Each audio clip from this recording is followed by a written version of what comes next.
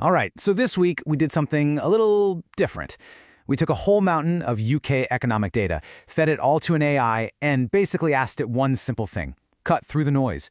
Tell us what's really going on behind the headlines. So, you want to see what it came up with? You know, the great Gary Kasparov really said it best. This whole thing isn't about AI replacing us. Far from it. It's about using AI to make us smarter. Think of it like a new pair of glasses, a powerful lens that helps us spot the patterns we'd normally miss in all the day-to-day chaos of the news cycle. That's exactly what we were trying to do here. So that was the big question we put to it. We threw everything at this AI. I'm talking reports from the Bank of England, tons of data from the Office for National Statistics, really deep dives into specific markets. And the goal was never just about number crunching. Nope, we wanted it to find the story, the real narrative underneath it all. So, let's get into what it discovered. Okay, first stop, the UK property market.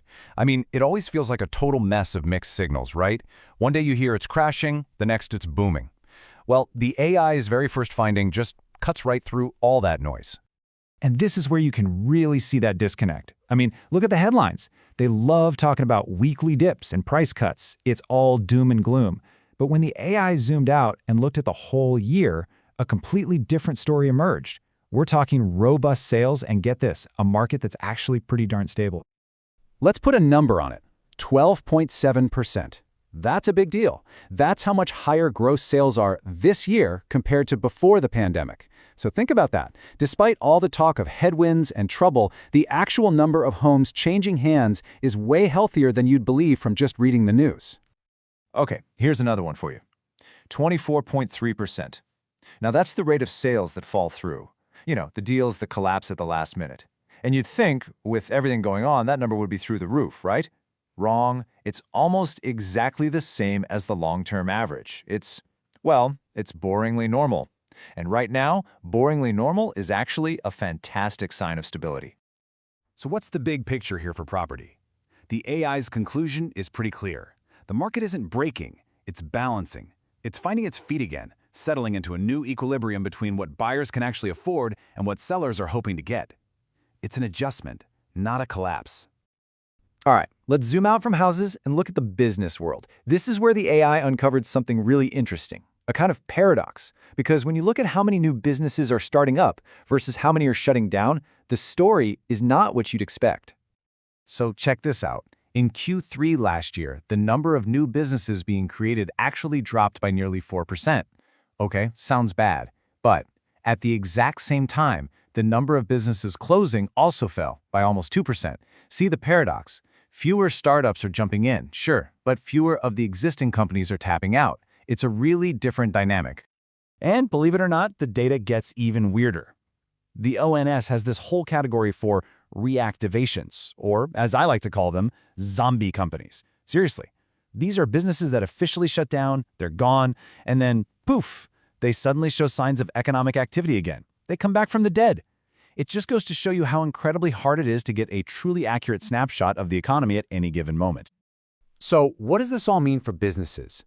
The AI's take is that we're seeing consolidation. This isn't an economy that's just stalling out. It's more like it's maturing, getting a bit more risk-averse. The big, established players are digging in and strengthening their positions. Okay, for our last deep dive, we asked the AI to look at something really specific: social housing in England. And honestly, what it spat out pretty much turns every common assumption about who owns and runs this stuff completely on its head. Just look at this. It's absolutely staggering. You've got over 1,000 different social housing providers out there. But a tiny, tiny group, just 80 of them, these mega landlords, control a whopping 75% of all the properties. That's not a market, that's an oligopoly. A handful of players are calling all the shots. And this is why that matters so much. Just look at the insane gap between social rent and what people are paying privately. I mean, especially in London, it's just jaw-dropping. You're paying more than double for a private rental compared to a so-called affordable rent unit. It really hammers home just how crucial this sector is and how much power those few landlords at the top really have. So the big takeaway here is really twofold. First, you've got this sector that's completely dominated by a powerful few. But second, and this is a big one, you've got this explosion in for-profit providers. I mean, they grew their housing stock by 21% in a single year. That's not just a small change, that's a massive shift happening right under our noses. Okay, so we've covered property, we've covered business, we've dived into social housing. Let's bring it all home. What's the final verdict? What's the big story our AI analyst pieced together about the UK economy? So let's just recap the big truths the AI uncovered. 1. The property market, it's balancing, not breaking. 2. The business world, it's consolidating, not stalling. And 3. Social housing, it's dominated by a powerful few and it's changing fast. And, when you put all those pieces together, one clear picture really starts to form. This isn't a story of boom or bust. We're not at one extreme or the other. What we're actually seeing is the story of a mature economy that's just adjusting. It's finding its feet in this new reality we're all living in. And that really leaves us with one big, final question, doesn't it?